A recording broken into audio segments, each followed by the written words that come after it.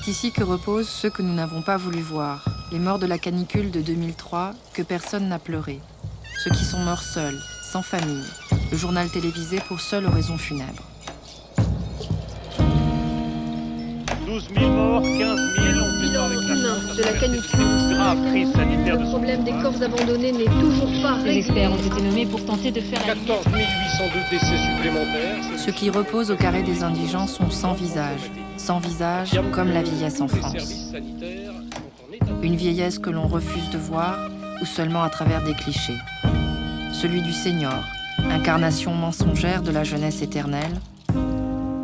Celui du grabataire dément, naufragé de l'âge, rebut de l'espèce.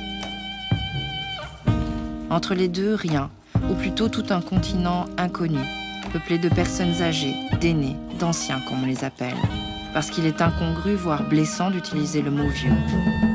On cède sur les mots, puis on cède sur les êtres. Pourtant ces vieux, ces vrais vieux, ces vieux ordinaires, ce sont nos parents, nos grands-parents, et nous demain.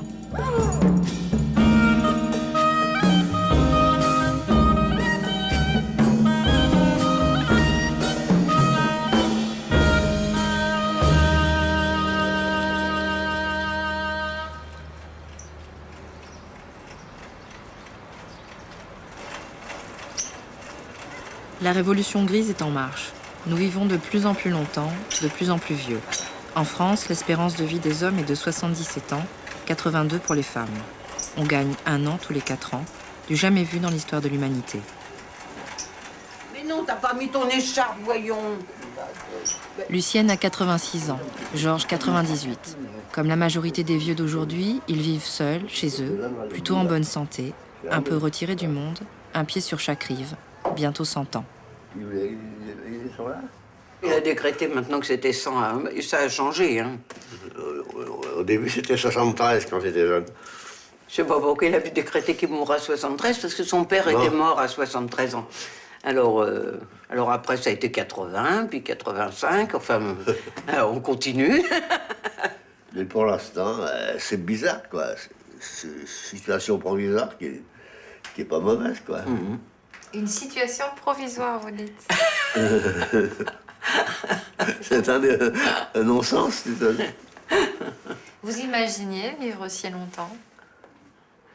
Non, moi, je pensais pas. Hein. Je pensais pas.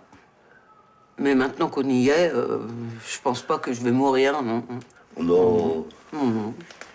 Non. Il y a des gens qui sont obsédés par ça, mais... Ah non, j'y pense pas du tout. Jamais. Puis d'ailleurs, là, je suis programmé, hein. Il y a encore 2 ans, alors d'y penser. Il y a des gens qui disent « Mais à quoi ça sert de vivre si vieux ?» Vous leur répondez quoi? Quand on est en bonne santé, c'est toujours pareil. Hein. Les gens qui disent ça, souvent, c'est parce qu'ils sentent qu'ils sont plus en forme. Hein, Moi, je crois. Hein, je sais pas. Moi, je suis bien, là. Je peux continuer comme ça. J'attends ce soir avec impatience pour regarder le match. Le samedi et le dimanche, on est gâtés avec la télé. Pour les matchs, il y a toujours à 6h, il y a un match de Canal+. Le dimanche, il y en a un. Et la semaine, il y a des matchs de boxe. Il y a tout tas de choses.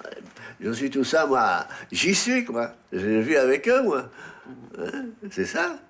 Quand on regarde un peu autour de nous, il me semble que la société française est quand même très phobique de son vieillissement et que la France, par rapport à d'autres pays européens, a une vision catastrophique du vieillissement alors qu'il ne l'est pas. Puisqu'on a les chiffres, en France, on a une bonne espérance de vie, on a la 2e espérance de vie au monde pour les femmes, derrière les japonaises. Pour les hommes, on est un peu moins bien, mais grosso modo, la vieillesse en France se passe bien. Puisque c'est simplement après 85 ans qu'un certain nombre de gens, pas tous, vont avoir des incapacités. Quand je vois des gens de 70, 80 ans, ils me disent « je vais forcément vieillir mal ». Et je leur dis « non, vous avez toutes les chances de mourir en bonne santé ».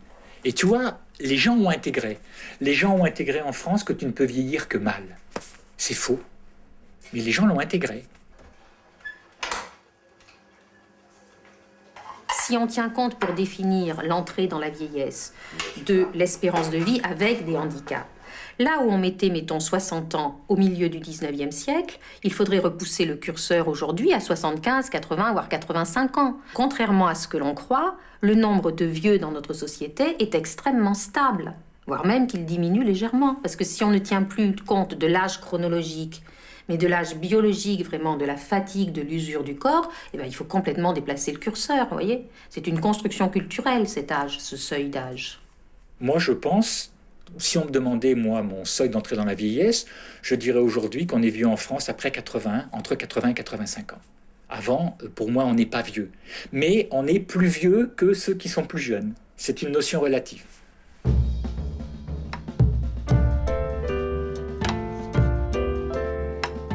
Avalanche de vieux, marée grise, tsunami démographique, médias, hommes politiques, experts, tous nous prédisent un cataclysme. Les responsables, les vieux.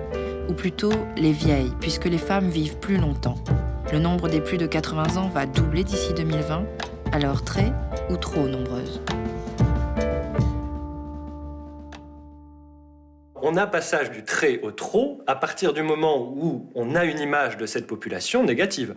C'est bien parce qu'on va penser dans une société à un moment donné qu'une catégorie de la population est dangereuse pour la société ou est inutile, etc., qu'on va la trouver trop nombreuse. Et c'est bien parce qu'on pense aujourd'hui, que certaines personnes aujourd'hui pensent que les vieux, ça coûte cher, les vieux, ça fait peser un poids économique insupportable pour les autres, etc., qu'on va avoir cette pensée, en conclusion, qui va dire ils sont trop nombreux, ils posent un problème à la société.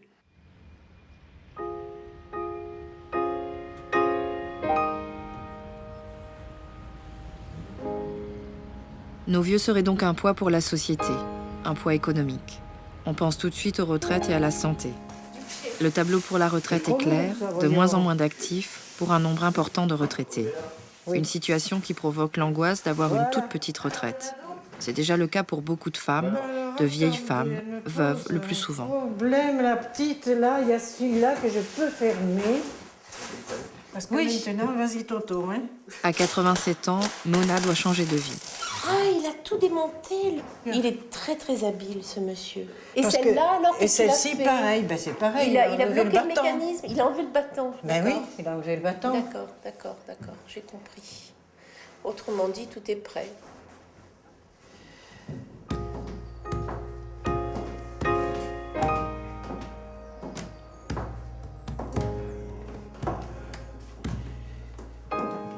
Il y en a un que je connais qui est déjà venu. Bonjour madame. Bonjour messieurs. Vous allez bien?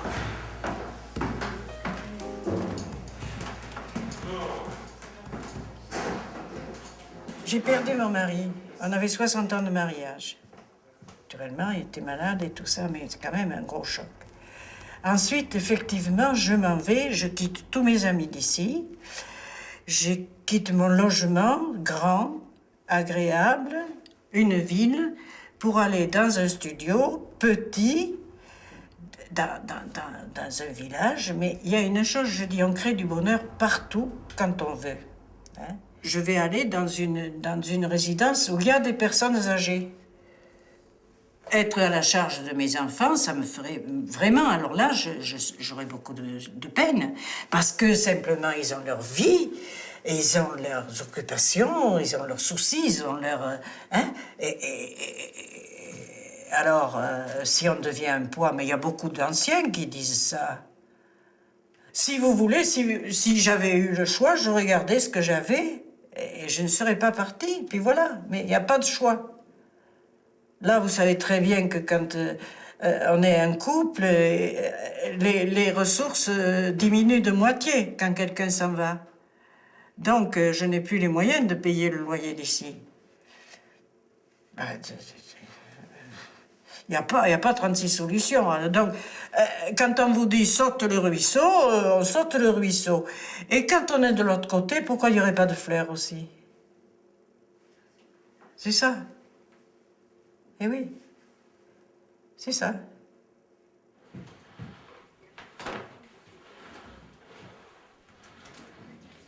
J'ai eu un petit peu de peine parce que je la vois s'éloigner, mais je trouve que pour maman, c'était une très bonne solution parce qu'elle est à côté de chez mon frère. Moi, je suis vraiment dans un point où il n'y a pas de structure de cet ordre suffisamment près. Et oui, c'était la solution la plus sage, je veux dire, la plus... Oui, la plus sage. je pense qu'elle a choisi elle-même et que c'est sa vie et qu'elle a le droit de choisir sa vie. C'est pas parce qu'elle a 86 ans et bientôt 87 que tout d'un coup elle devient une mineure. Elle a tout à fait la possibilité de choisir sa vie. Et j'aime que ma mère puisse encore être comme ça. C'est une femme forte.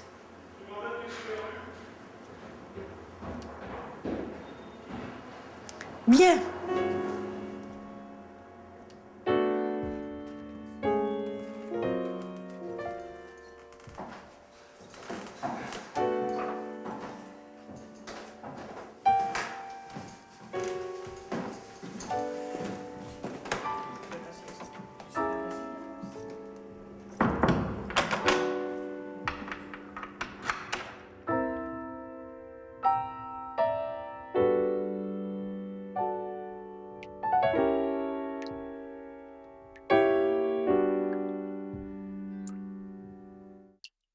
Moi, je suis personnellement très inquiète pour des jeunes femmes qui se retrouvent en retraite, qui ont été au chômage, qui n'ont pas travaillé suffisamment, qui sont avec vraiment des retraites très limites.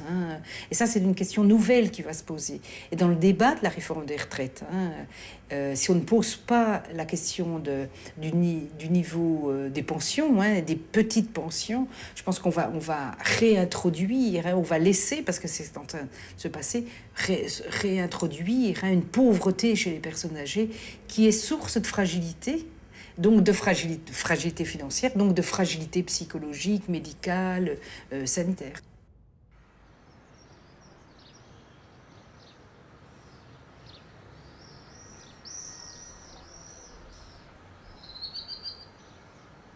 On part du principe que les gens qui sont accueillis ici sont autonomes, valides et citoyens.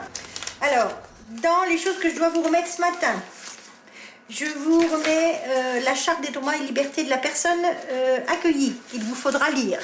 Vous n'allez pas vous ennuyer les jours qui viennent. Madame Jeanette pour demander si après le résident. Donc, je signe ici. Voilà. Vous ici mettez vos initiales. Oui, voilà. Bien. Oui. Finalement, il n'y a pas de beau, là. C'est pas un bail qu'on signe. Pas vraiment, c'est un contrat. On est bien dans le cadre du logement social. À la fois, vous avez quand même un studio spacieux de 33 mètres carrés, avec un équipement, salle de bain, etc. Qui, pour un montant au jour d'aujourd'hui de 555 €, 53, je crois, précisément. Donc, au jour d'aujourd'hui, une personne qui a 1 000 €, vous voyez que c'est pas lourd, peut accéder à un établissement comme celui-ci, en sachant que par ailleurs, elle pourra aussi percevoir une aide au niveau des allocations logement, qui n'est pas négligeable. Alors là, je vais vous demander de mettre votre signature en entier par contre. Il y a pratiquement dans ce pays 1 million de femmes de plus de 60 ans qui n'a même pas le SMIC pour vivre. Bon, là, il y a des soucis, mais bon, moi je dirais que ce qui fait mal, c'est pas tellement le fait de vieillir au jour d'aujourd'hui, parce que c'est acquis, on a gagné des années en bonne santé. Ce qui fait toujours aussi mal, c'est le départ à la retraite. Parce que le départ à la retraite, c'est le synonyme de retraite sociale, on n'est plus productif, on n'existe plus. Si par chance on a encore les moyens d'être consommateur, bon, on va encore un peu s'intéresser à vous. Mais si vous décidez de ne plus être consommateur et que vous n'êtes plus productif, eh bien, Inch'Allah, vous n'avez plus qu'à partir en marge.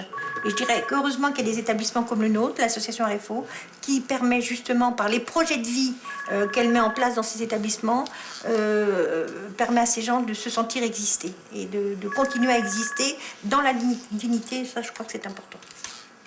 Oui, allô ? Ce qui est clair aujourd'hui, c'est qu'il y a un certain nombre de gens qui ont le choix. Ce sont grosso modo, dans leur vieillissement, les gens qui ont le choix sont les gens qui, dans leur mode de vie antérieur, ont déjà eu pas mal de choix. Ils ont eu des positions, ils ont eu une formation professionnelle, ils ont eu des métiers qui leur ont permis. Donc aujourd'hui, il y a des gens qui ont le choix. Moi, ce que je dis, c'est qu'aujourd'hui, si vous n'avez pas d'argent, ou si vous avez peu d'argent, et si vous avez en même temps peu de famille, et que vous avez, comme par hasard, ce sont ces gens-là qui cumulent les maladies et les incapacités, vous n'avez pas de choix.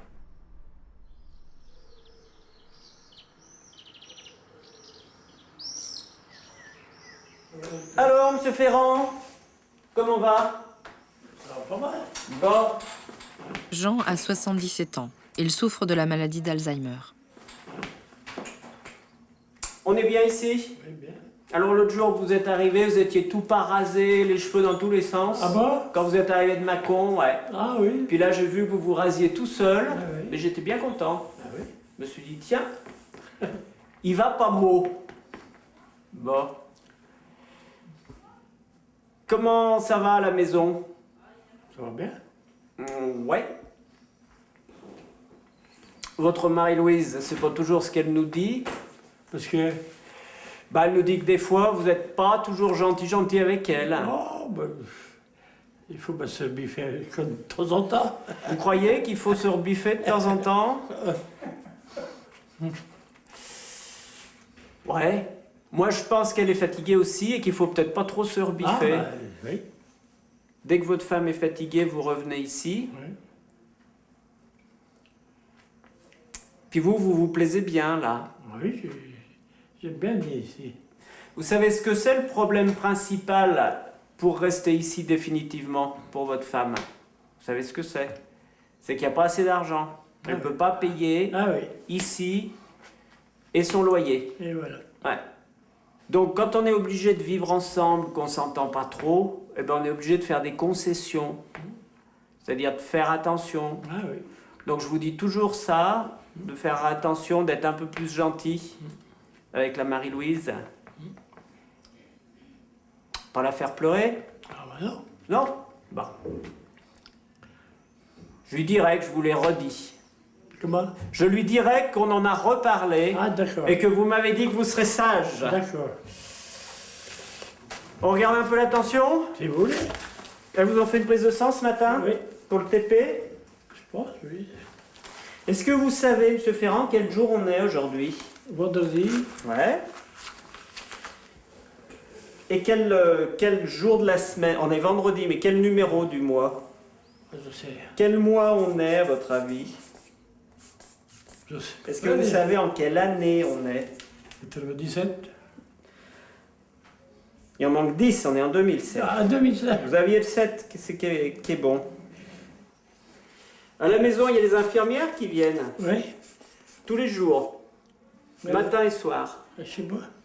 Et si elle ne venait pas matin et soir chez vous, vous ne pourriez pas rester chez vous, monsieur Ferrand. On ne dit pas que le domicile c'est mieux quand on parle de gens qui à 40 ans ont un cancer. Cela, personne ne remet en question le fait qu'ils ont le droit à avoir dans les hôpitaux des services spécialisés pour prendre soin des gens qui ont des cancers. Voilà. Or, vous avez aujourd'hui un certain nombre de personnes très âgées, atteintes de maladies comme la maladie d'Alzheimer à des stades très avancés, où à domicile, ça peut être extrêmement dangereux et catastrophique.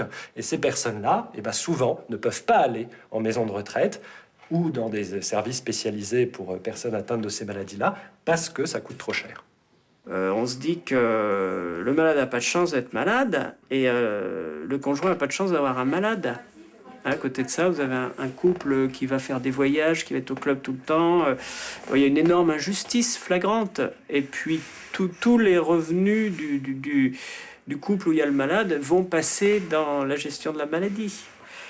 Alors, du fait que c'est injuste à la base, est-ce que c'est à la solidarité nationale de se placer là-dedans?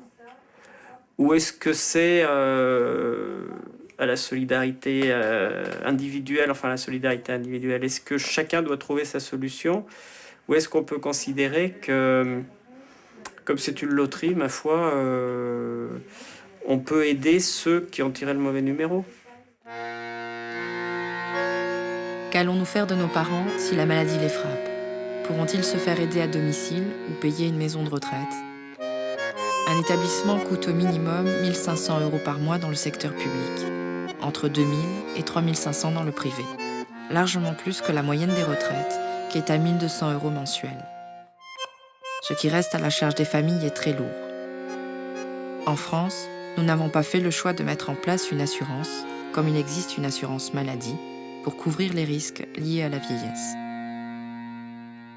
Depuis les années 1960, depuis le rapport Larocque, le choix a été effectivement en France d'envisager que lorsque l'on était malade, on relevait de l'assurance maladie.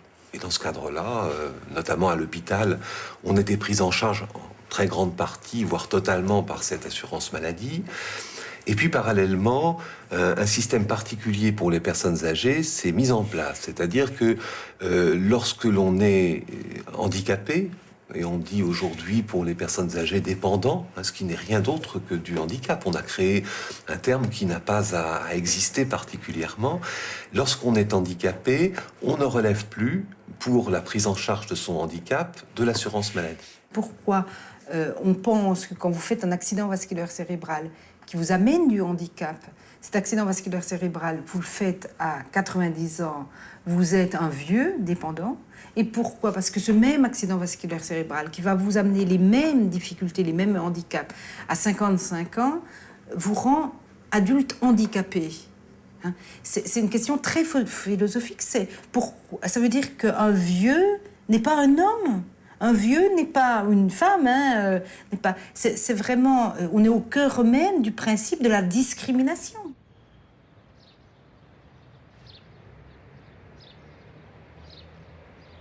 Depuis 2001, les personnes âgées dépendantes ont droit, sous conditions de ressources et d'incapacité, à l'allocation personnalisée d'autonomie, l'APA.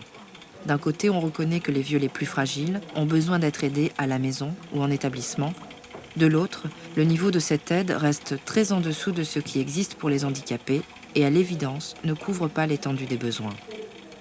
À 65 ans, Bernadette a eu un accident de la route. Ne lui parlez pas de différence entre handicap et dépendance. Dépendante, bon, bien sûr, on l'est forcément, hein. Mais je trouve que c'est différent. Et pourtant, je le suis, hein. Ouais. Mais je me mets plus dans les handicapés. Mais je ne vois aucune différence entre les deux, si ce n'est une connotation très négative de la dépendance. Ce terme a permis effectivement de créer une classe différente, qui sont des personnes qui coûtent cher. Et c'est un grand danger parce que vous savez, aujourd'hui, on parle de plus en plus du bon vieillissement, du vieillissement réussi, et puis de ce qu'on appellerait le mauvais vieillissement. Et pour les Américains, en tout cas, les choses sont assez claires. Le bon vieillissement, eh bien, c'est être en bonne santé et surtout de ce fait-là, ne pas coûter cher à l'assurance maladie. Et puis le mauvais vieillissement, c'est être atteint de handicaps divers et variés, avoir besoin de soins et coûter cher aux assurances privées, généralement, qui sont mises en place là-bas. Écoutons ce qui a été dit au moment de la canicule. Moi, j'ai des copains très proches de moi, médecins, qui m'ont dit « Mais arrête de parler, c'est que des vieux, ça coûte cher à la société, c'est que des vieux. Hein. » C'est vraiment comme si la vie n'était pas respectée. Parce qu'on dit c'est des vieux, mais on peut dire après c'est des handicapés, puis après on va dire oui, c'est des noirs, c'est une question politique, hein, d'humanité de fond, hein, qui sont posées dans notre regard sur la vieillesse. Tant qu'on continuera à dire oui, mais c'est des vieux, c'est pas grave, donc on va pas payer, mais on va faire des économies par là et tout, ou on ne va pas régler les questions de responsabilité et de compétence, c'est vraiment très très grave, hein, parce qu'on ne sait pas ce qu'on peut trouver derrière, hein, après. Hein. C'est très intéressant de voir que dans l'Allemagne des années 30, où il y avait très peu de personnes âgées, par rapport à l'Allemagne d'aujourd'hui, par exemple, vous aviez un discours sur, justement, un discours démographique, sur l'invasion des vieillards, sur vraiment le pourcentage étonnant des vieillards dans la population, etc. Plus un discours qui disait aussi, économiquement, tous ces vieux-là, hein, sont des vieux qui empêchent les jeunes Allemands et les enfants allemands et les adolescents allemands de vivre bien, de vivre mieux. Hein. Et ce qui est un peu effrayant, en effet, c'est de voir qu'aujourd'hui, on retrouve très souvent, dans les discours qu'on a aujourd'hui en 2007 dans un pays comme la France, des discours qui étaient tenus par ces jeunes nationaux socialistes dans les années 1930.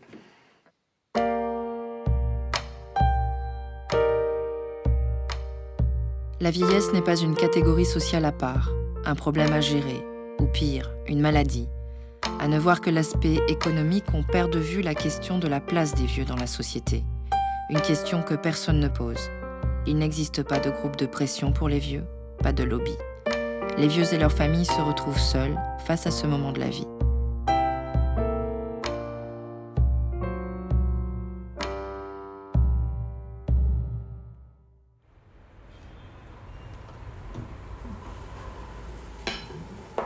Tiens, mets ta serviette.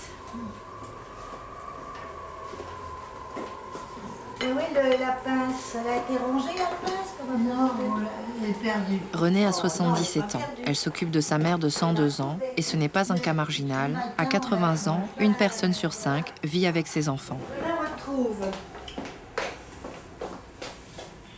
J'ai un appartement au-dessus d'ici, au 5e. Un petit appartement. Juste à l'étage au-dessus.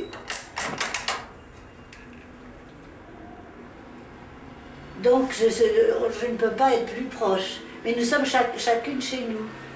C'est important ça? C'est très important, oui, parce que j'ai toujours été très indépendante. Et puis, bon, on s'entend pas toujours très très bien, donc on a besoin... Ça, je crois que ça se passerait très mal si on était sans cesse l'une avec l'autre, quoi. Je t'en mets juste 2 pour l'instant. Attention, tu vas pas te brûler, hein, elles sont très chaudes.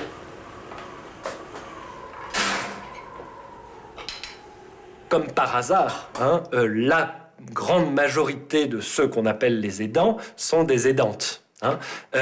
Et il y a tout un tas de gens probablement qui considèrent que finalement, de même qu'il y a des gens qui considèrent que finalement les femmes, quand c'est à la maison et que ça fait des enfants, c'est très bien, et que là, voilà, hein, et que les femmes, ça reste à la maison ensuite pour s'occuper de leur papa ou de leur maman vieillissant, c'est très bien aussi.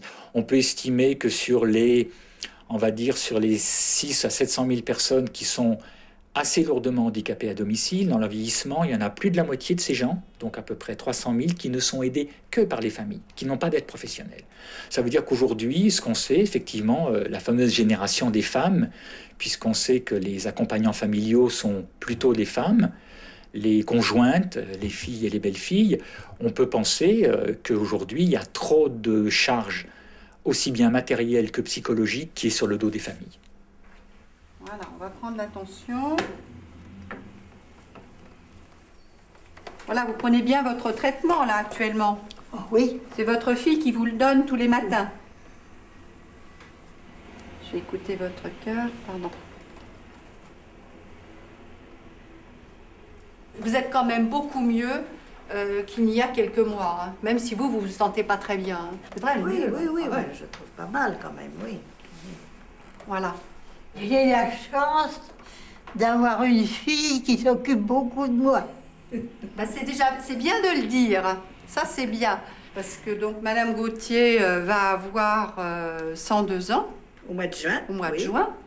Et donc vous avez 76 et demi aussi. Voilà, et vous vous occupez de votre maman tous les jours. Oui. C'est pratiquement 24 heures sur 24. Hein.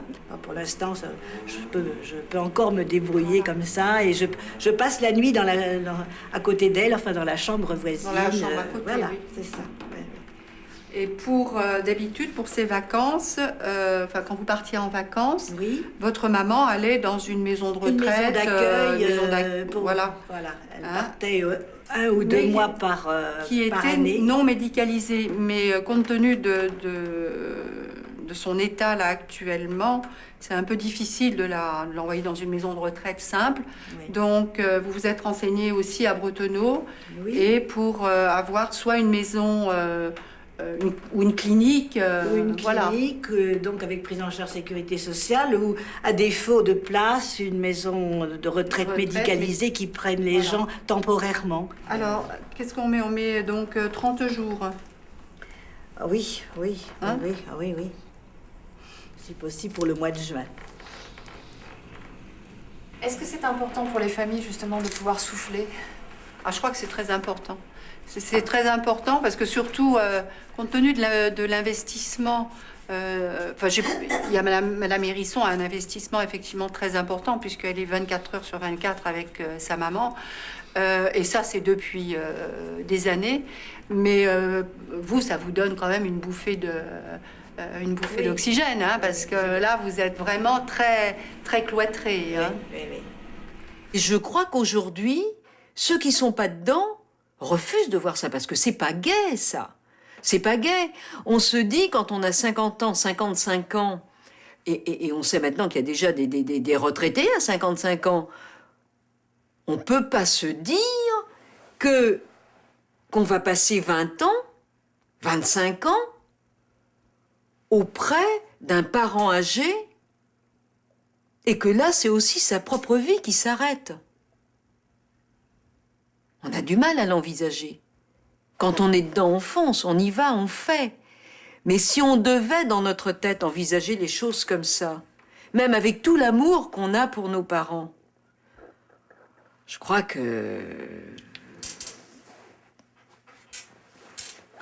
le tableau, il n'est pas quand même très, très, très gai, quoi.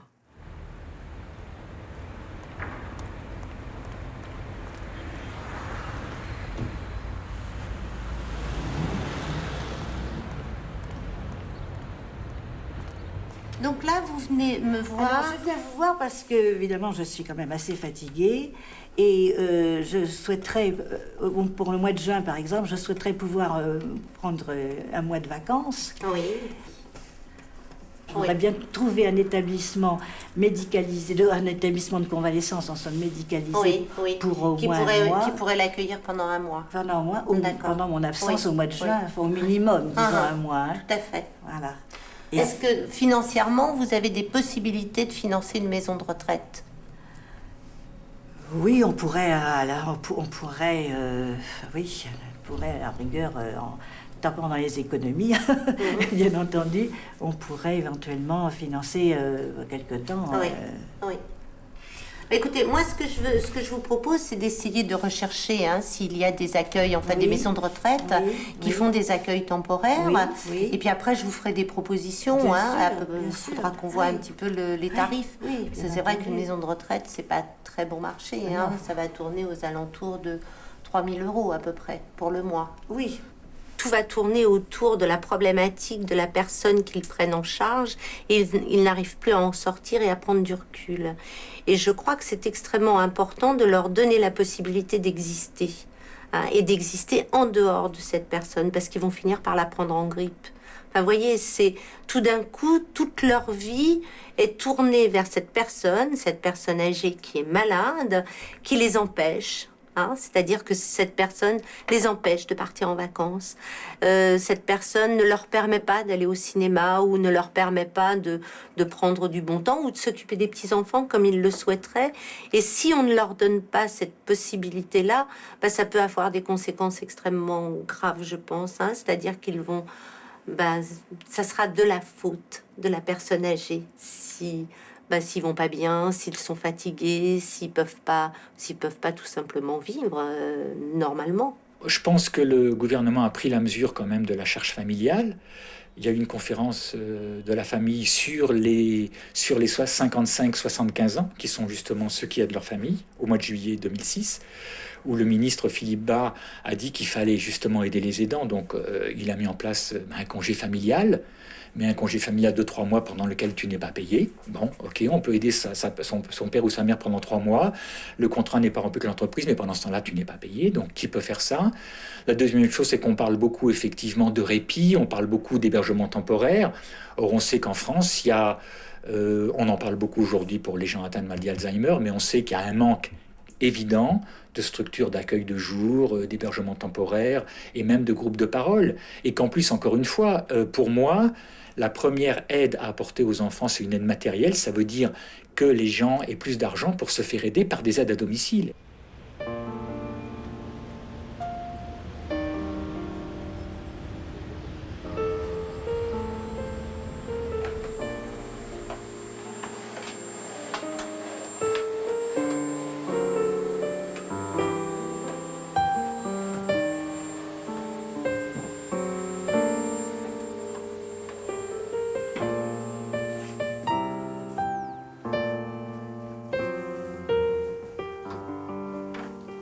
Vous avez mis la ceinture, on dirait que c'est mal mis, hein?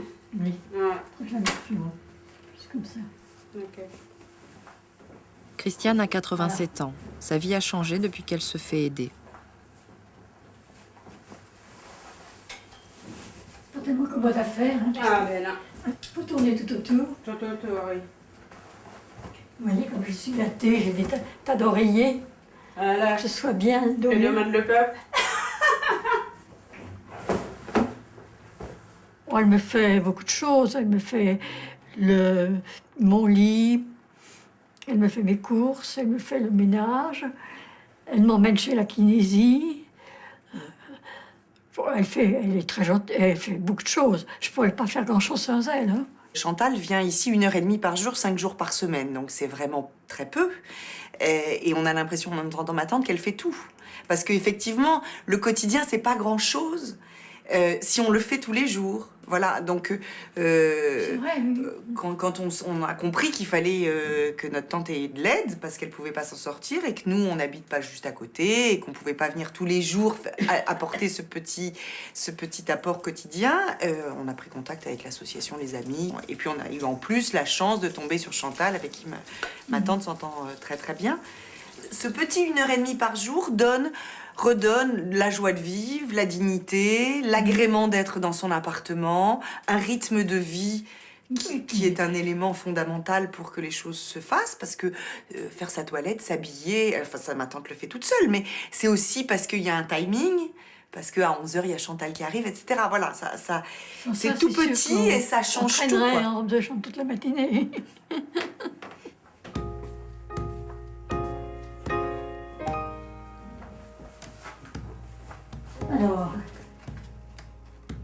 Alors, ça a été la nuit?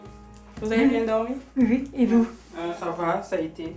Et votre fils? Ça va un peu. Et on lui a fait les pansements ce matin. Oui. Et comme ça, à la rentrée, il sera en pleine forme. Ah ouais.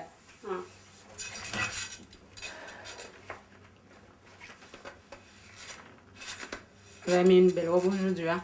Comment? Votre robe, elle est belle aujourd'hui.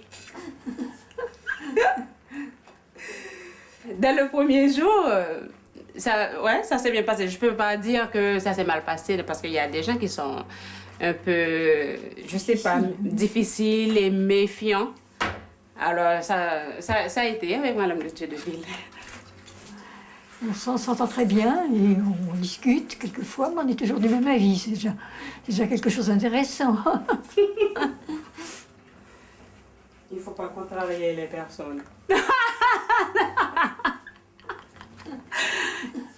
Dans le métier, on dit qu'il ne faut pas s'attacher aux personnes, mais on ne peut pas. Ce qui est terrible, c'est que c'est en général des gens que vous n'avez pas tellement longtemps. Parce qu'en fait, quand ils sont très âgés, il y en a qui s'en vont vite. Alors ça doit être pénible. Oui, voilà, de s'attacher. De s'attacher, puis de voir partir comme ça. Ah oui, après ça fait mal, c'est vrai, mais qu'est-ce que vous voulez? C'est pas moi qui suis le tout-puissant, mais sinon, hein, je les garderai aussi longtemps qu'il faut. Ouais.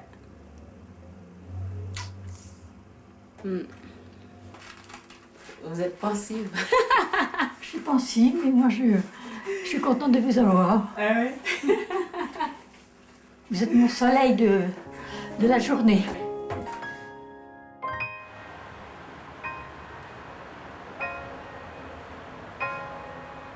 Bonjour. Donc je voulais savoir s'il y a une continuité au niveau de la prise en charge, parce qu'on avait une prise en charge qui... Bonjour Chantal. Bonjour. Alors, comment va Madame Lieu-Dieu de Ville? Ça va. Ça va, tout se passe bien? Ça va, tout se passe bien. Mais parfois, je crois que... Hein, je ne sais pas si c'est l'âge, comme elle a dit. Elle perd un peu la mémoire. Hein.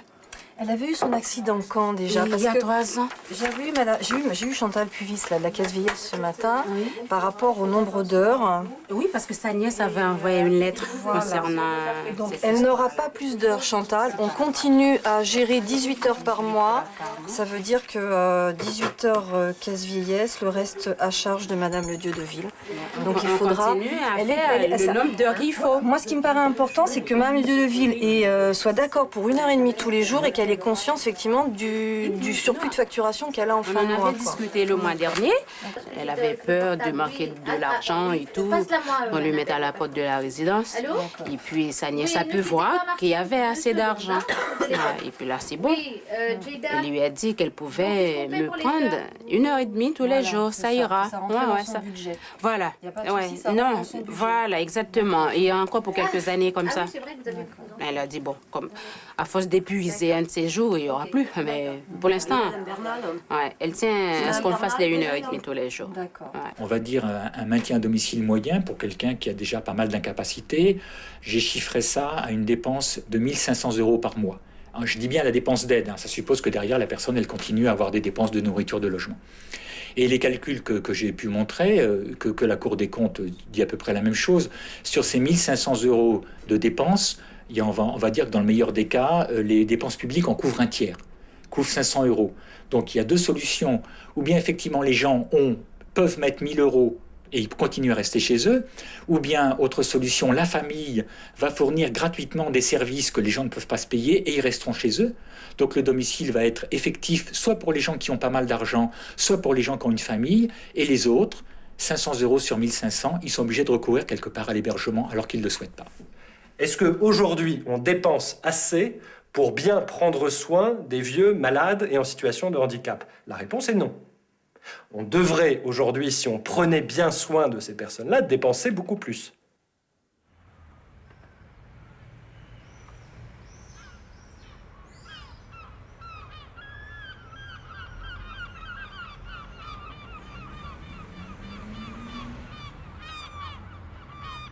Au domicile ou en maison de retraite, les familles dénoncent le manque de moyens. Joëlle Le Gall a dû s'occuper de ses parents du jour au lendemain.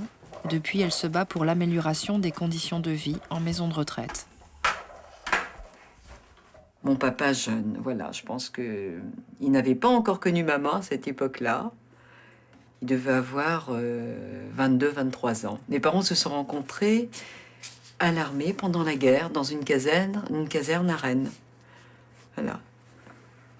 Et ensuite, ils ne se sont plus quittés. J'y suis allée tous les midis et tous les soirs pour être à côté de lui, pour lui donner à manger, pour aider les aides-soignantes, les infirmières, pour correspondre avec elles, communiquer avec elles, et puis connaître un peu le système.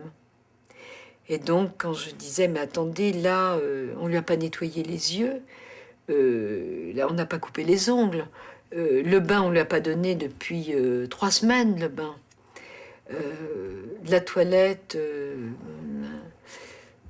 ben oui, on peut pas faire, on fait ce qu'on peut, on peut pas faire autrement. Et bon, j'ai rencontré d'autres familles comme moi qui étaient étonnées de la prise en charge, parce qu'on rêve la prise en charge de nos parents.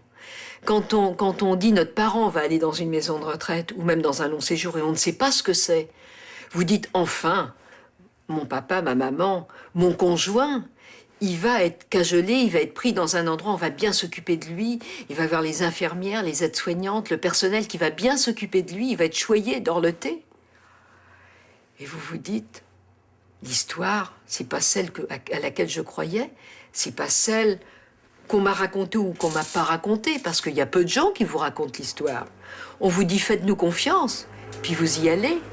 Et puis vous avez tellement une mal à trouver une place en structure que le jour où vous avez la place, c'est pas ce que j'ai fait, parce que moi j'ai passé mon temps à râler. Mais les 3/4 des familles, quand enfin elles ont une place, elles n'osent plus rien dire. On fait en France, sur le plan politique, social, vieillesse, ce que j'appelle la gestion des corps usés. C'est-à-dire combien on a de corps usés, jusqu'où ils sont usés, on a des grilles pour le mesurer, qu'est-ce qu'on doit faire pour eux. Et on arrive par exemple à cette situation terrible de dire qu'on a une personne qui a GIR 2, c'est un niveau dans une certaine grille de mesure, qui est donc dans un EHPAD, terme stigmatisant qui veut dire établissement d'hébergement pour personnes âgées dépendantes, donc un EHPAD dont le GIR moyen pondéré est de 650, ce qui lui donne droit à une APA, une allocation personnalisée d'autonomie de temps. Je trouve ça sinistre. Qui est-ce qui a envie de vivre dans un monde, qui est-ce qui a envie de vieillir dans un monde comme ça? Donc, c'est très rationnel, c'est une approche qui se veut effectivement très égalitaire, etc., mais qui culturellement, je trouve, est redoutable. Et donc, ces institutions, voilà, on a des institutions de 100 lits. Qu'est-ce que ça veut dire, des institutions de 100 lits? Voilà, avec un GIR moyen pondéré, un degré moyen de dépendance, etc. Donc là, forcément, les gens qui y entrent, quelle que soit la bonne volonté des professionnels, eh bien, ils ne sont pas accompagnés, ils sont pris en charge, c'est-à-dire on va soigner leur corps. Mais si les corps sont bien soignés, comme le disait un gériatre, le docteur Guy, que j'appréciais beaucoup, il disait les corps sont soignés, mais les âmes sont déshonorées.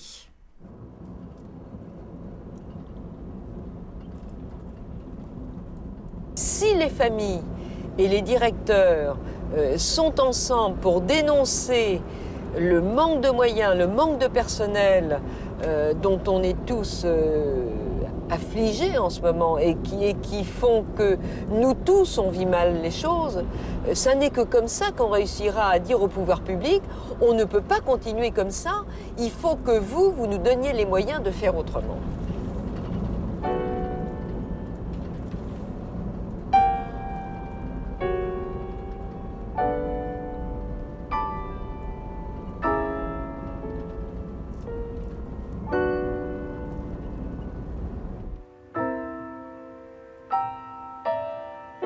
Depuis 15 ans, l'État construit moins d'établissements. Le choix a été de privilégier le domicile. On manque de place et les établissements existants ne sont pas toujours adaptés. Ils ont été construits dans les années 70, à un moment où les résidents entraient moins lourdement handicapés ou malades. 30 ans plus tard, il faut tout repenser, réaménager, réorganiser le travail.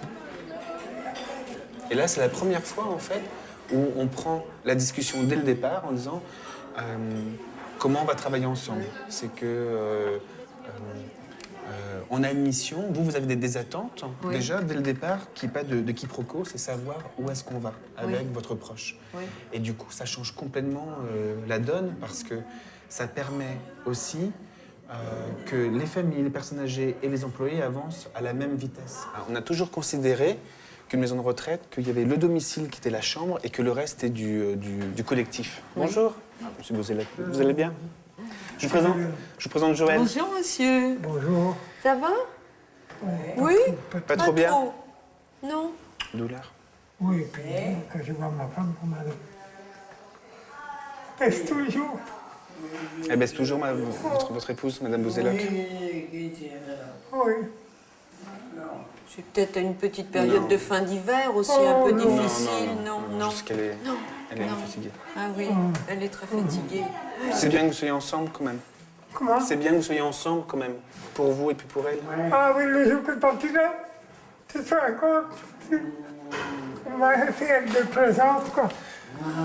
Quand ce jour il arrivera, vous ne serez pas seul, il y aura vos enfants qui seront là également. Oui. Livre de presse, pour voir sa mère.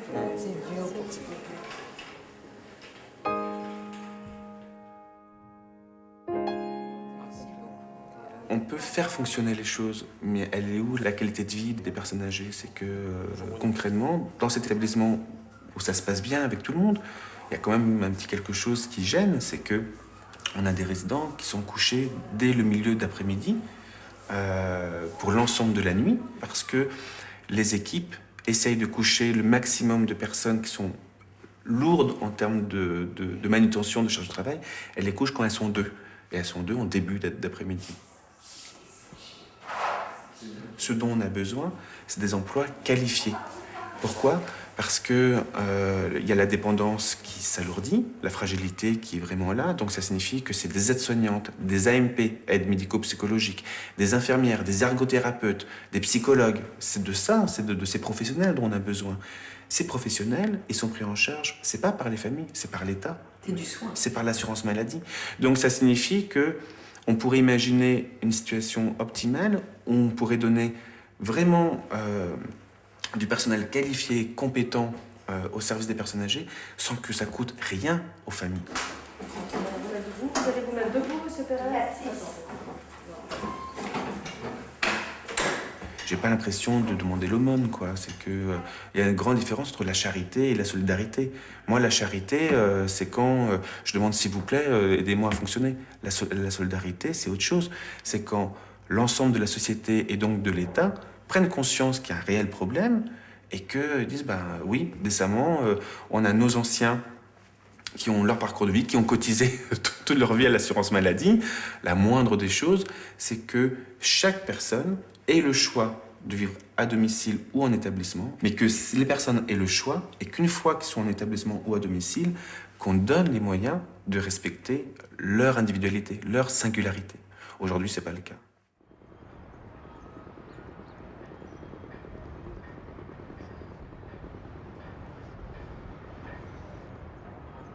Ça vous en dit quelque chose? Tu veux un petit magazine ou quelque chose comme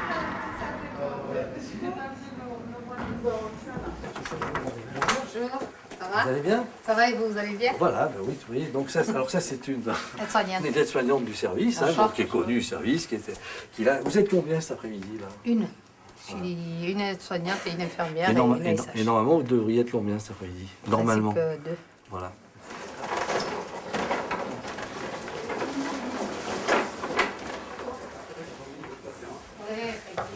On vient vous changer, ma jolie, on vient vous changer. Vous savez, c'est que j'ai passé. Je viens.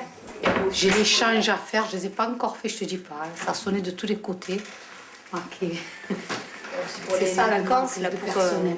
C'est ça. Voilà. Ouais, vous ramenez une personne, l'autre qui sonne de l'autre côté, vous avez le monsieur qui enlève l'oxygène. Quand vous êtes une seule aide-soignante infirmière, elle est occupée au dossier. C'est dur, honnêtement, c'est dur. Est-ce que vous voulez qu'on essaye de ne pas mettre la couche? Et vous nous sonnez. Et vous nous sonnez. On essaye, comme ça vous avez pas mal. Tu la prends sur le côté. Et ça aère un petit peu le bas. Vous allez venir dans mes petits bras. Allez vers ma collègue, s'il vous plaît. Venez. Non, vers l'autre côté. Venez, vers venez, l'autre ma côté. belle. Allez vers ma collègue. On fait comme ça, on essaye, et vous nous sonnez. Regardez, on va mettre ça. Mais elle vous fait mal, la couche, ma belle. Hein? On fait comme ça? Voilà. Allez, ma belle. Oh, écoutez, je ne peux plus. Oh, vous n'allez pas pleurer maintenant. Je ne peux plus. Allez, bientôt vous remarcherez, vous le savez. Regardez, vous avez fait des efforts, vous avez mangé toute seule. D'habitude, c'est nous qu'on vous fait manger. Hein? Faut pas s'enfoncer là, faut remonter. La couche, on va l'enlever. Manger, vous allez manger toute seule. Je dis pas couper la viande, tout ça, on est là, on le fait. C'est dur des fois, hein. Ça sera une victoire sur vous. Oh non, écoutez, j'allais ensuite. J'en peux plus. Allez, non plus. Il y a votre fille qui va venir. Vous êtes content parce que vous n'avez plus la couche. Vous allez dire, tiens, aujourd'hui j'ai fait quelque chose de bien, j'ai pas la couche. Non, je vous dis, c'est vrai, regardez, pour la calmer, tout ça et tout, il nous faudrait plus d'une demi-heure avec elle. Est-ce qu'on a le temps? On va dire une voleuse, je sors. Parce que si, pour faire les autres, parce qu'ils sont tous demandeurs. On ne peut pas les laisser sales. Non, c'est pas le linge sale, on vous prend pas le linge sale, c'est juste la poubelle. C'est pour ça, ça fait de la peine, mais si vous voulez, vous sortez, là, on est pas... Moi, personnellement, je suis pas satisfaite de moi. J'ai fait le champ jouer, mais je n'ai pas donné ce qu'elle voulait. Elle aurait voulu un peu de réconfort. Regardez, je sors avec une tête. Bon, allez. Pas grave. On a dit les dépenses de santé explosent en France à cause des vieux. Et l'Institut de recherche sur les dépenses de santé, le fameux IRDES, a prouvé que c'était pas vrai. Et que même quand on regarde dans les 20 années prochaines, en pourcentage de PIB, les soi-disant vieux ne sont responsables que d'environ une augmentation de 1% par an, ce qui est tout à fait supportable. La situation va tellement vite en ce qui concerne les besoins de ces personnes très âgées en termes de santé, que nous prenons du retard et nous en prenons depuis déjà de nombreuses années. Personne n'avait prévu ce qui allait arriver et véritablement on a commencé à sentir dans les années entre 1995 et 2000 que nous avions affaire à une population que nous ne connaissions pas. Nous, professionnels en gériatrie, une population qui était encore en vie, alors que quelques années auparavant, on n'aurait jamais espéré ou pensé qu'elle puisse survivre avec de telles maladies et de telles situations. Cette population, elle continue à augmenter au quotidien. Si bien que cette situation que j'ai dénoncée il y a 3 ans, presque maintenant, ou 2 ans et demi, dans les hôpitaux, elle continue à s'aggraver.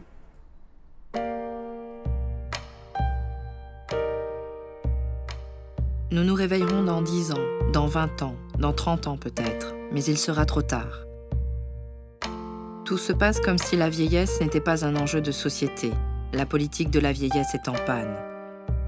Le monde dans lequel nous vieillirons ne nous conviendra pas forcément. On l'aura pensé, choisi à notre place. Un monde où la dimension humaine ne sera pas la plus importante. Sur le plan économique, il faut bien voir que les gens âgés sont des consommateurs, sont des sources aussi d'emploi. Donc, il faut actuellement, quand on dit par exemple le développement des emplois dans les services, c'est essentiellement auprès des gens âgés. Donc, on va même jusqu'à parler d'un terme que moi je trouve assez quand même particulier, qui est le gisement du 4e âge. Hein. Donc voilà, on n'a pas de pétrole, mais on a des vieux, donc économiquement, c'est rentable. On a perdu de vue le domicile, je dirais, comme une philosophie, comme une éthique de la société, pour en voir des aspects très pragmatiques. Si ça coûte moins cher que l'hébergement, c'est bon pour les finances publiques.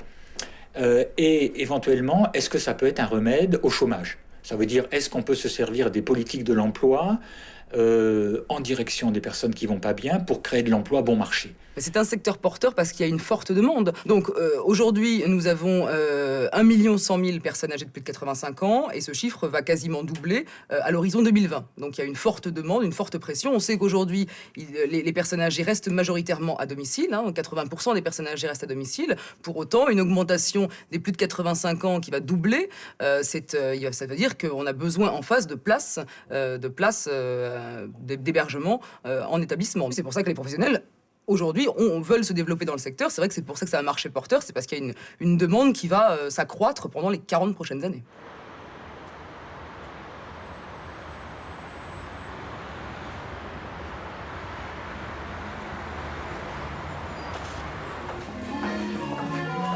Monsieur Moutot, bonjour.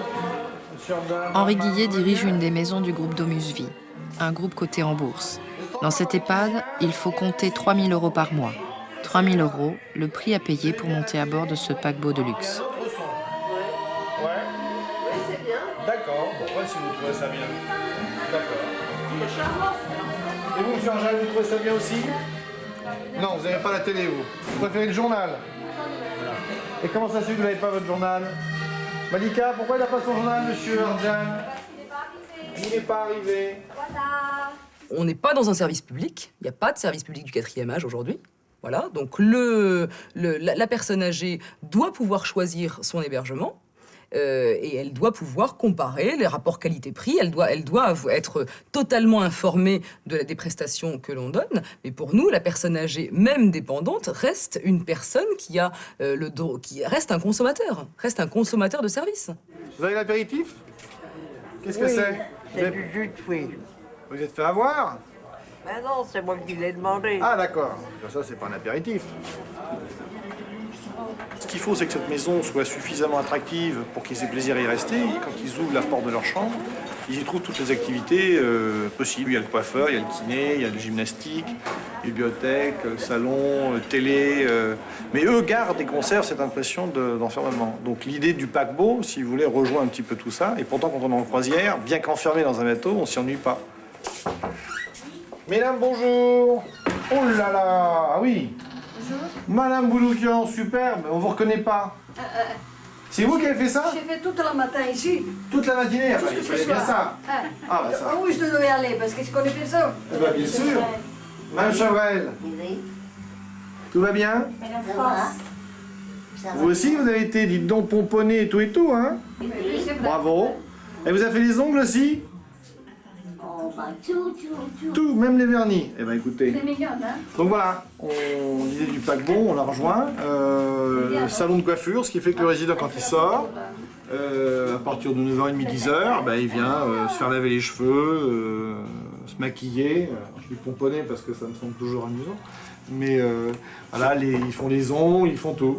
Les gens commencent à dire, ouais, ça ne devrait pas être laissé à des privés marchands. Il y a une demande. Il y a une forte demande. La maison est pleine.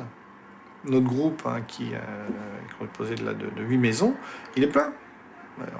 On n'a pas de lit disponible, si vous voulez. Il y a des demandes, toujours. Il y a besoin d'avoir des places pour accueillir des populations qui vieillissent de plus en plus, qui ne peuvent pas rester chez elles. Et face à ça, personne n'y répond complètement. Et en tout cas, pas le service public, ça c'est clair. Donc, c'est un secteur dans lequel on gagne de l'argent. En quelle proportion, à mon sens, tout à fait raisonnable. Ça rassure la famille. quand il y a un beau cadre, quand il y a des beaux jardins, quand il y a des gens beaux, bien habillés autour, ça rassure la famille. Mais rassurer la famille, moi je préfère qu'elle soit rassurée avec tout le personnel qui s'occupe de la personne quand la famille n'est pas là. Et là, on peut avoir des interrogations. Je ne dis pas pour tout, je ne suis pas en train de condamner des établissements privés à but lucratif. Je suis en train de dire, faisons attention où nous mettons les pieds.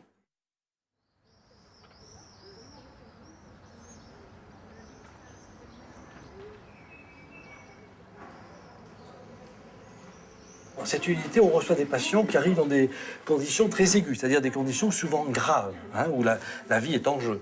Patient âgé, bien entendu. Et parmi ces patients, il arrive qu'assez fréquemment, nous recevons des patients qui sont dans des états vraiment tout à fait, je dirais, malheureusement catastrophiques. Voilà. Alors là, ce sont souvent des patients qui peuvent arriver de chez eux, mais qui arrivent aussi d'établissements privés.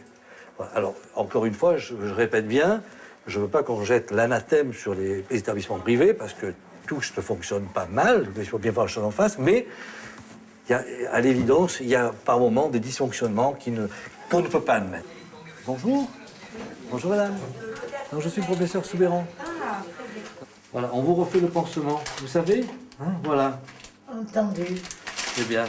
Voilà, donc vous voyez, c'est ce qu'on appelle, oui, une star sacrée. Vous voyez, qui est dû au fait que cette dame est restée très très longtemps appuyée sur la même zone et qu'à l'évidence, elle n'a pas été changée souvent de position, ce qui aurait permis de faire la prévention des scars et d'éviter qu'on ait cette grosse plaie. Vous voyez, s'il y avait eu une prévention de fait correcte, on n'aurait pas dû en arriver à ce stade-là. Et donc, ça rejoint la maltraitance. Et ça rejoint la maltraitance parce qu'il faut bien comprendre que de tels escarres, ça met en jeu la vie des patients. Ça va? Très bien. Ça s'est bien passé? Vous n'avez pas eu trop mal? Pas du tout. Ah ben voilà, ben c'est tant mieux, c'est bien. Très bien. Vous avez une infirmière avec des doigts de fée, là, vous voyez? Voilà. Hein? Voilà. Bon, je dis à votre fille de revenir. Hein? Il y a deux types de maltraitance qu'il ne faut pas confondre. Il y a une première maltraitance qui est une maltraitance évidente. Elle ne touche pas que les personnes âgées. C'est la maltraitance physique ou psychologique ou morale où on fait souffrir volontairement. L'exemple type, c'est qu'on donne des coups, on fait des fractures. Ça existe aussi chez les enfants. C'est le syndrome de la poupée de son, vous savez. Bon, chez l'adulte, ça existe aussi. Chez les personnes âgées, ça existe aussi. Je dirais que cette maltraitance, elle est tellement caricaturale que tout le monde la connaît et c'est pas la plus dangereuse, même si c'est peut-être parfois malheureusement la plus efficace. Non, la maltraitance qui est l'autre maltraitance, qui est infiniment plus subtile, plus sournoise, c'est une maltraitance qui est une association de petits dysfonctionnements quotidiens. C'est-à-dire, c'est la personne âgée qui, en institution, va rester dans ses couches, par exemple, pendant plusieurs heures sans qu'on la change. Va avoir des repas qui vont lui être donnés froids. Va avoir des repas qui, des fois, ne lui seront pas donnés parce qu'il n'y a personne pour lui donner à manger. Ou bien parce que c'est une personne à qui on fera une toilette en 5 minutes, ou même que des fois, on fera une toilette tous les 2 jours. Ou bien c'est une personne qu'on ne lèvera pas, à qui on ne donnera pas ses médicaments à l'heure voulue, ou à qui on donnera trop de médicaments parce qu'elle a tendance un peu à crier. Et donc, on dira, oh là, cela, il faut la calmer. Et donc, on va lui donner des médicaments pour la calmer, ce qui, malheureusement, n'est pas une bonne chose. Alors, cet ensemble qui, souvent, ne relève pas d'une mauvaise foi, de quelque chose de volontaire, je dirais que c'est une maltraitance, contrairement à l'autre, qui est une maltraitance consciente. Là, c'est une maltraitance où il y a une partie d'inconscience. Les gens ne réalisent pas que tous ces petits dysfonctionnements, additionnés les uns aux autres, vont faire un gros dysfonctionnement et aboutir à des résultats infiniment, je pèse mes mots en disant ça, infiniment plus graves. Et c'est celle-là qui tue. C'est cette maltraitance-là qui tue.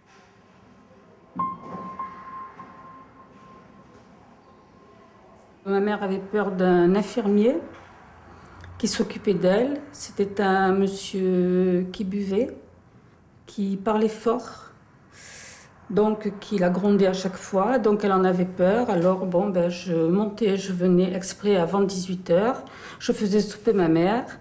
Ensuite je la montais dans la chambre, je la couchais. Je lui changeais sa couche. Et je restais là jusqu'à ce que l'infirmier reparte. Parce qu'elle avait une peur bleue de l'infirmier. Ce que je trouve anormal étant donné que je payais quand même la pension de ma mère. Et l'infirmier ne faisait pas les soins qu'il fallait. La toilette, le soir, il n'y en avait pas. Nettoyer le dentier, ça se nettoyait jamais, c'était moi qui le faisais. Comme la toilette du matin, lui laver la tête ou lui donner une douche, c'était pas fait. C'était moi qui lavais la tête. Et en fait, je m'occupais pleinement de ma mère, quoi. Je me suis occupée pleinement d'elle pendant 3 ans. Maintenant, je l'ai mise dans une autre maison de retraite où tout va mieux. J'y vais 1 jour sur 2, je suis décontractée parce que je sais qu'on s'en occupe parfaitement. Alors donc, j'ai pas voulu faire d'histoire, je préférais me taire parce que j'avais toujours peur qu'on se venge sur ma mère. D'ailleurs, je pense que beaucoup de familles n'ont jamais ouvert leur bouche, n'ont jamais rien dit justement pour ça. La peur que leurs parents soient pris en otage. Mais c'était comme ça marchait comme ça. Au niveau du personnel, au niveau de la direction et au niveau de certains libéraux.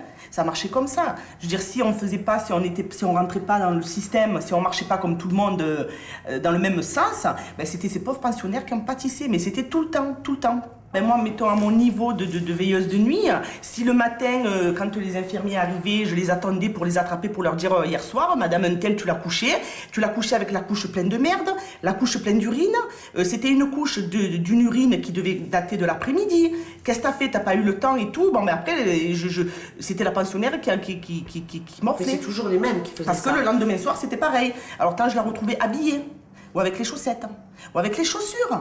Avec les chaussures. J'ai eu des pensionnaires le soir quand j'arrivais, ils étaient couchés avec leurs chaussures.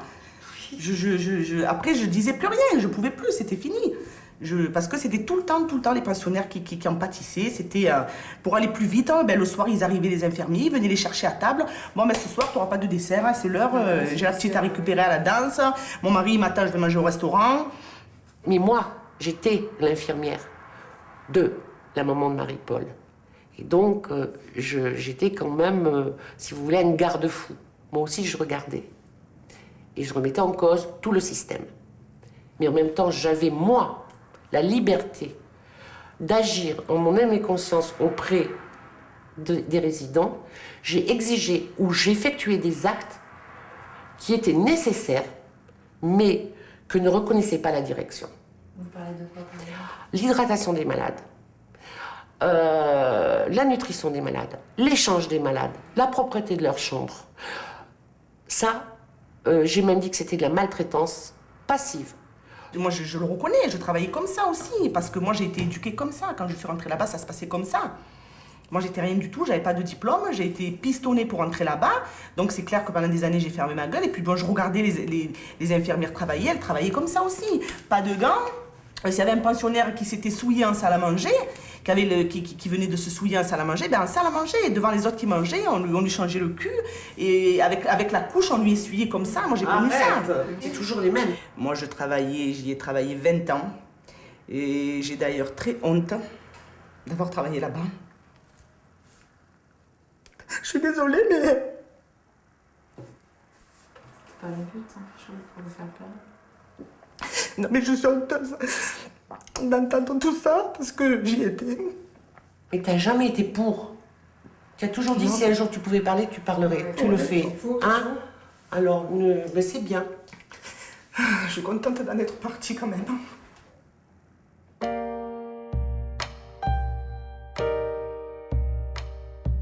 Changer de regard, ce ne sont pas que des mots. Tant que nous ne verrons pas ces vieux abîmés par la vie ou la maladie comme des êtres humains à part entière, tous les dérapages seront possibles. Nous avons tout à apprendre. Au-delà des moyens, c'est une culture qu'il faut changer. Il nous a fallu le XXe siècle pour comprendre l'enfance. Il nous faudra le XXIe pour comprendre la vieillesse.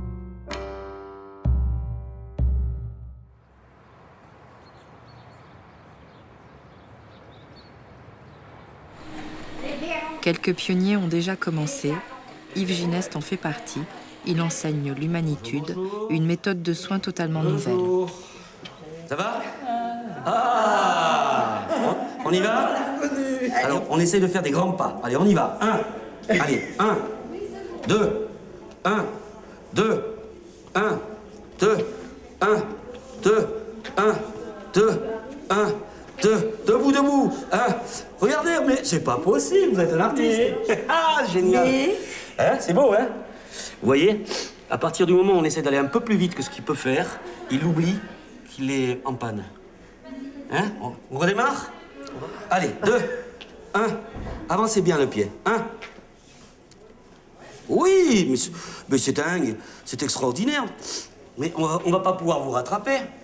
C'est génial. On va faire une pause ici. Pourquoi il faut qu'il marche? Parce qu'un muscle qui ne fonctionne plus, au-delà de 80 ans, perd 15% de sa force après une semaine d'immobilisation, 10% la semaine suivante. En 3 semaines, un grabataire est fabriqué. Et parce que un être humain, tant qu'il est debout, il a un sentiment de dignité plus facile. 8 grabataires sur 10, aujourd'hui, sont fabriqués par la prise en charge institutionnelle. On n'a pas su, c'est pas nous qui faisons exprès, on n'a pas su leur dire restez debout avec nous jusqu'à la fin. Voilà. Et ça, c'est de la technique. Vous me donnez la main, Madame de l'Espinay. Allez, tu prends les jambes, tourne doucement, doucement, doucement. Pas jamais, jamais, jamais d'effort. Tu tiens Madame par devant. Accrochez-vous bien à ma copine. Venez, je fais le tour. On y va? On va s'approcher un peu au bord du lit. On bascule doucement, doucement, doucement. Mettez vos pieds par terre, madame. Et voilà. Le bras est là pour soutenir. En aucun cas, on soulève. Allez, on y va, madame Lespinay. 1. Voilà. 2. Oui. 1. 2. Il faut tenir 20 minutes par jour comme ça. C'est super. 1. 2. 1. 2. Vous voulez venir un petit peu plus près? On va faire tout doucement. Voilà, je dégrafe la chemise de nuit. Voilà. C'est super tout ça. Hein? Je passe sous le bras. Allez, on vous sèche. Je vous sèche, Madame de l'Espinay, faut pas que vous ayez froid. Vous ne fatiguez pas trop sur vos jambes? Hein, Agnès? C'est super, Agnès. L'autre bras? Allez-y. Voilà.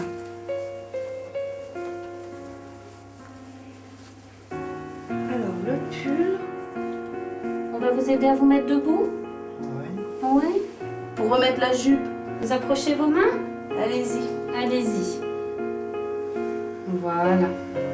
Et quand vous êtes prête, vous appuyez sur vos jambes. Quand vous êtes prête. Regardez, une petite seconde, les jeunes filles. Je pense qu'elle ne peut pas se lever, là. Hein? Coucou, c'est moi. Madame de l'Espinay, je vais reculer un petit peu la chaise.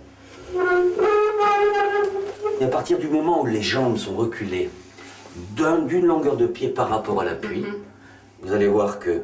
Vous me donnez la main? Vous me donnez votre main, Madame de l'Espinay? Voilà. Allez, avancez-vous en avant, en avant, en avant, en avant, en avant, et hop, elle se lève toute seule. Voilà. Vous voyez? Parce que elle n'a pas les pieds sous le lavabo, tout simplement. Donc maintenant, on va pouvoir lui remonter. Voilà, et je ne veux pas faire le sauvage, je vais te relaisser ta place parce que tu t'en tires comme une artiste. Quand on parle d'humanitude, beaucoup de soignants se vexent en disant « mais j'ai toujours travaillé avec humanité ». Non, non, attendez. Tous les soignants ont toujours travaillé avec énormément d'humanité. Quasiment tous les soignants. L'humanitude, c'est autre chose. Ça n'a rien à voir avec l'humanité. L'humanitude, c'est un ensemble de techniques de mise en relation qui permettent à un homme de se sentir un homme. C'est autre chose. L'humanité, le cœur, mais vous l'avez depuis toujours.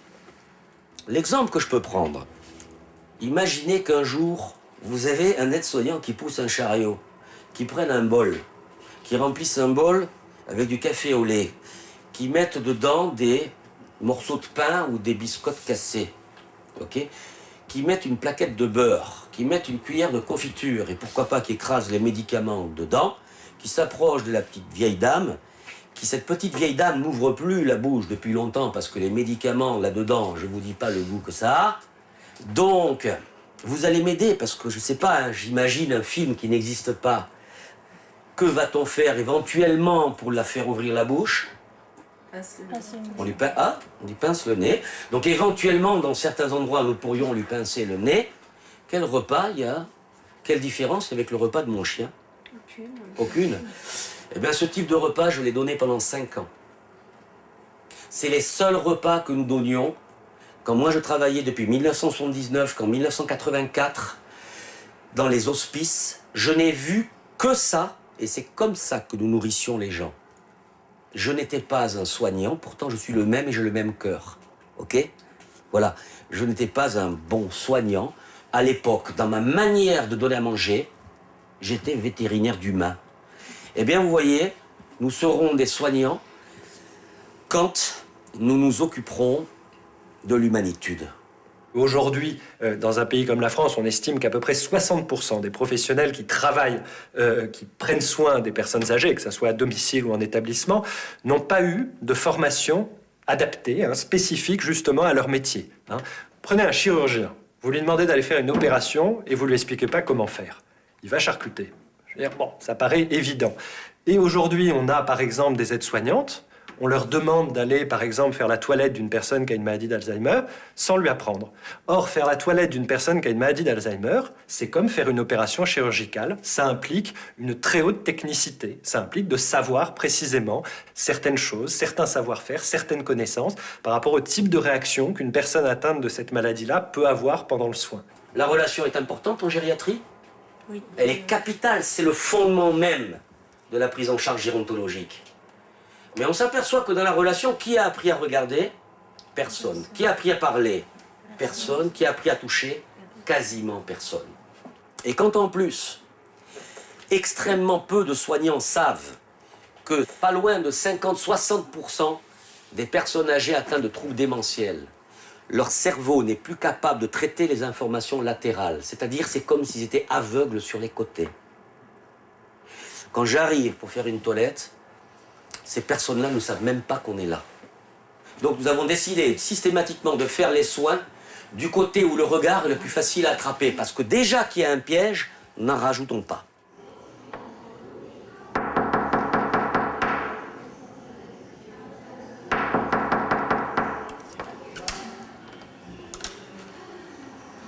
Bonjour, mon enfant. C'est Caroline. Bertha. Vous êtes endormi? Je suis là pour faire votre toilette.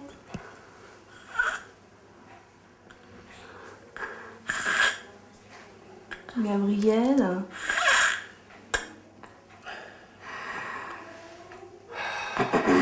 Là. Madame Bertha, on va faire votre petite toilette intime. D'accord? Tu restes en relation avec madame, donc tu peux. Hein. Yves, il va vous laver. Là. Voilà.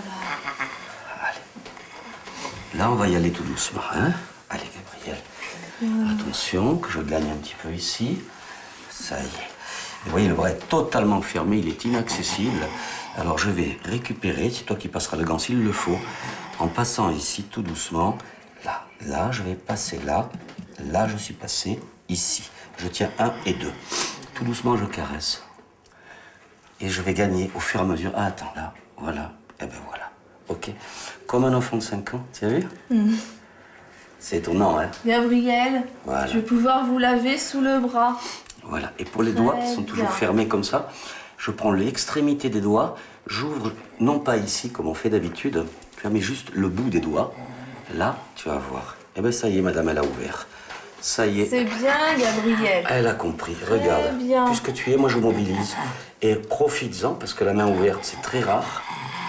Et voilà. Oh là là, ça y est. Ça y est, madame, elle a compris que c'est fini. Ah, bah c'est bien. Ça va? C'est génial quand c'est comme ça. Voilà.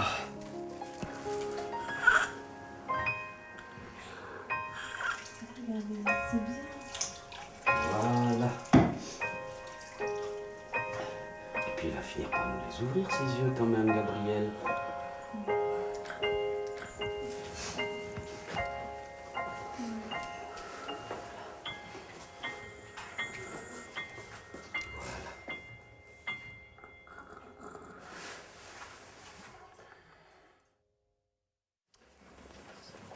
gentil. Bonjour. Alors, Mme Malatier, vous êtes allée un petit peu loin tout à l'heure. Votre promenade. Oui. Vous êtes allé un petit peu trop loin. Parce que... Parce que j'ai peur que vous vous perdiez. Oh, oh, oh, oh. Non? Je vais me perdre. J'ai des idées saugrenues des fois. Hein. Oh oui. Bon, néanmoins, pensez-y et n'allez pas trop loin. Oui, oui. Merci. D'accord.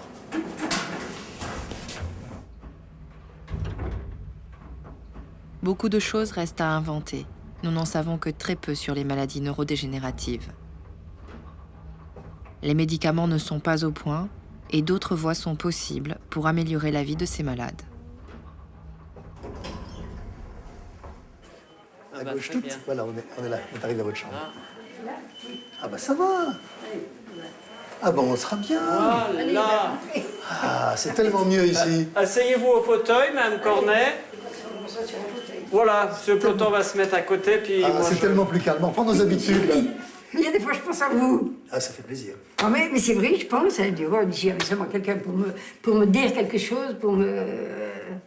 ce qu'il faut faire, ce qu'il faut... Moi, j'ai jamais été à l'école. Hein, j'ai été à l'école combien? Peut-être 3 mois, puis encore. J'ai jamais été à l'école, moi. Et tous vos enfants ont fait les études. Et ça, Tous c'est les bien. enfants. tous Et les ça, enfants. c'est bien. Ah, oui, bah, Ça, vous devez être fiers, quand même. Ah, ben, pour ça, je suis fière, oui. Puis mon mari, il n'était pas bien d'accord, lui. Mais moi, je voulais qu'ils aillent à l'école. Hein.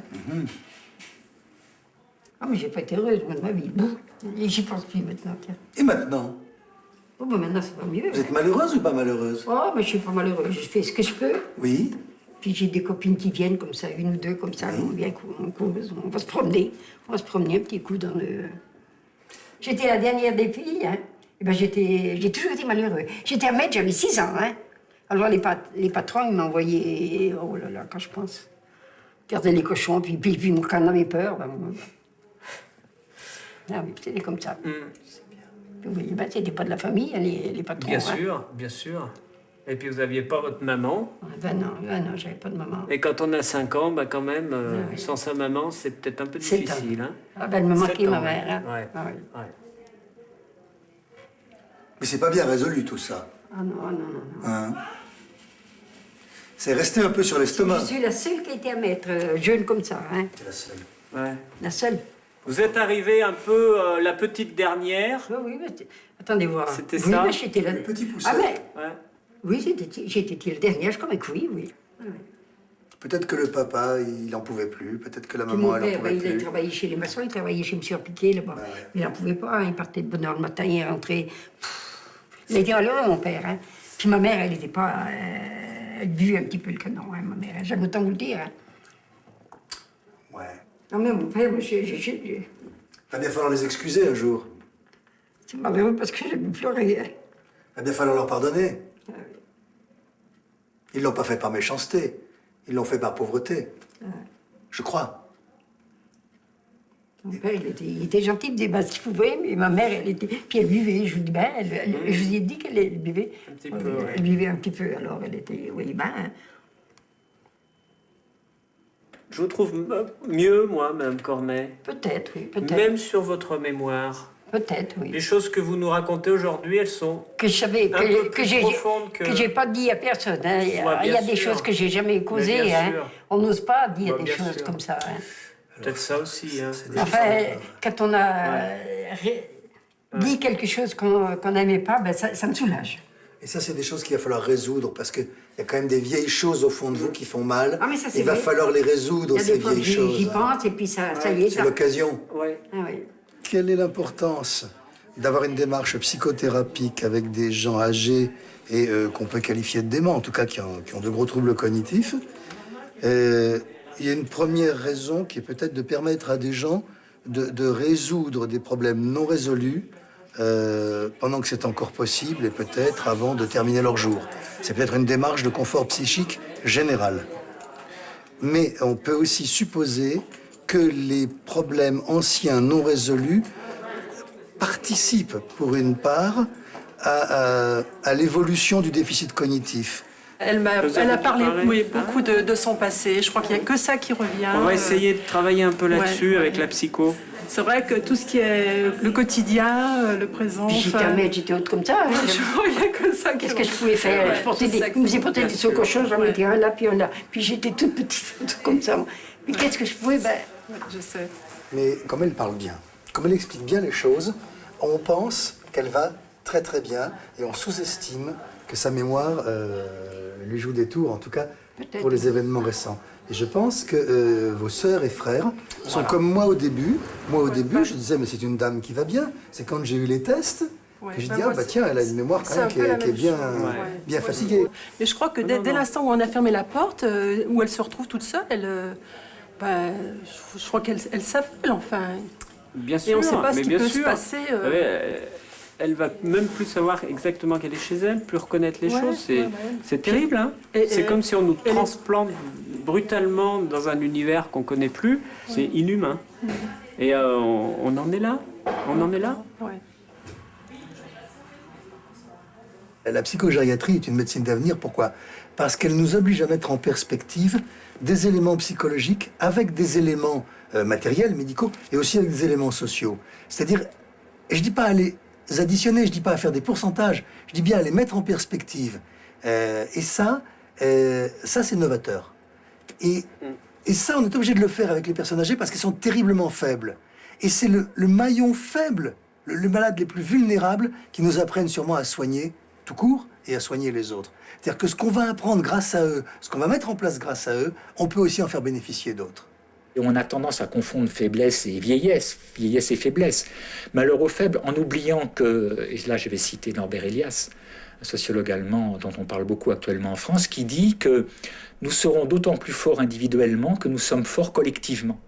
Et je pense que ce qui est en train d'être perdu au-delà de la société libérale, qui renforce l'individualisme, c'est le sens collectif. Que nos sociétés, depuis le néolithique, nos sociétés n'ont survécu que grâce au collectif. Et les gens qui vieillissent mal, ils font partie du collectif, et on a tout à fait intérêt à rester solidaire avec eux, sinon tôt ou tard, notre individualisme nous perdra, les forts comme les faibles. Ça me paraît clair.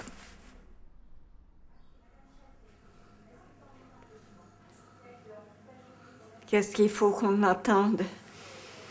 Qu'est-ce qu'il faut qu'on attende? Je sais pas.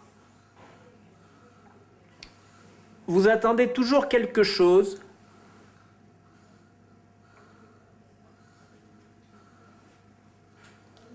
Qu'est-ce qu'il faut qu'on attende? Il n'y a personne ici. Madame Rabuel, s'il y a du monde, vous savez, il y a toujours du monde ici.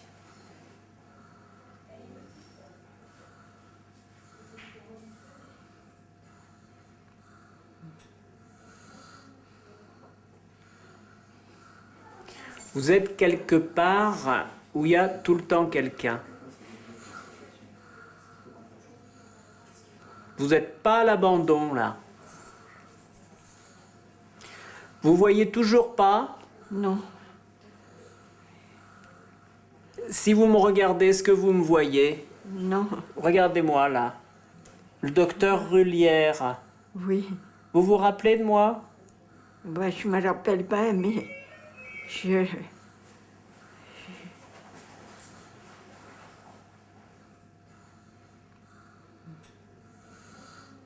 Qu'est-ce qu'il faut qu'on attende? Je ne sais pas.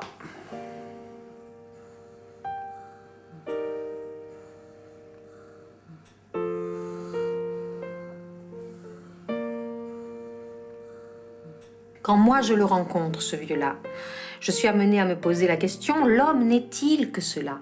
Je me pose la question du sens. Il me pose la question du sens. Et qu'est-ce que c'est qui nous humanise, sinon la question du sens? Donc ce que ce vieux-là me donne, c'est de l'être, c'est de l'humanité. Et c'est celui qui est le mieux à même de me le donner. Voilà.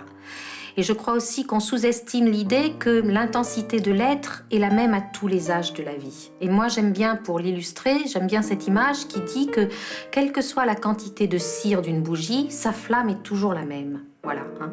C'est-à-dire le vieux, il n'a pas été, on peut pas dire il a été, on peut pas dire il reste, il est. Son intensité est la même que quand il était plus jeune. Voilà, ça je crois que c'est quelque chose aussi qu'il ne faut pas sous-estimer. La vitalité, voilà, la flamme ne décline pas. Et même si vous regardez une bougie, vous verrez que sa flamme grandit juste avant de disparaître. Voilà.